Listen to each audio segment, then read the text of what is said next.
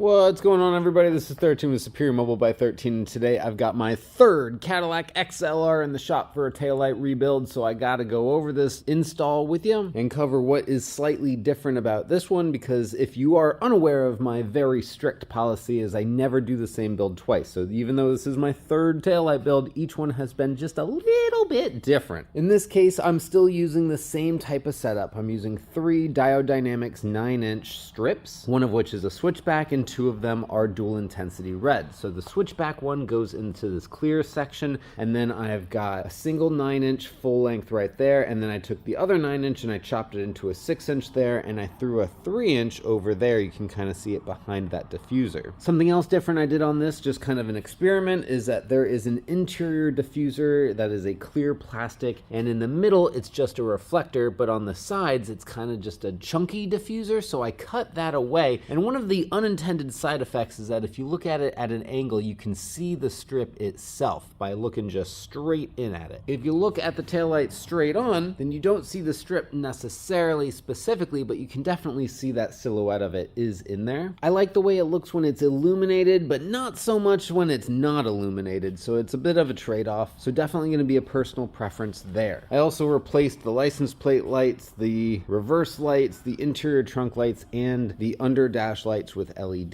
and also did a full exterior lens restoration on these things. On this side especially, there were a lot of cracks that were in there. That's what these guys are. Those are actually cracks in the plastic. Now it's perfectly sealed and smoothed over, so I don't have to worry about those cracks progressing and getting worse and eventually leading to a taillight failure where water gets in there. So I think that's enough talking. Let me turn these damn things on. Okay, so this is our new parking light mode. You can see that I did the 2 different strips side by side on that side section. Previously what I've done is a strip on that section and a strip in that section. Now they're both over here and different lengths. And as I said, there's about a 3-inch section that I brought up onto the side there. Again, that's just going to be a personal preference. I just wanted to try out something new, and the client said he was cool with me experimenting, so that's what I did. You can't really tell, but the license plate lights are on right there, and they are that beautiful, nice, pure white look. And this is what it looks like with reverse on. As you can see, we've got a nice white, beautiful added reverse light in the taillight assemblies, and these are now LED bulbs there, so everything is a nice, bright, pure white. This is what the turn signal looks like now. So we've got this big, beautiful, bright amber that is blinking in that section. Obviously, this is just the hazards, but it gives you the idea of what a turn signal looks like. And in case you were curious what a hazard looks like without the parking lights on, this is the exact same thing. So here you go. And last but not least, let me show off the brake light.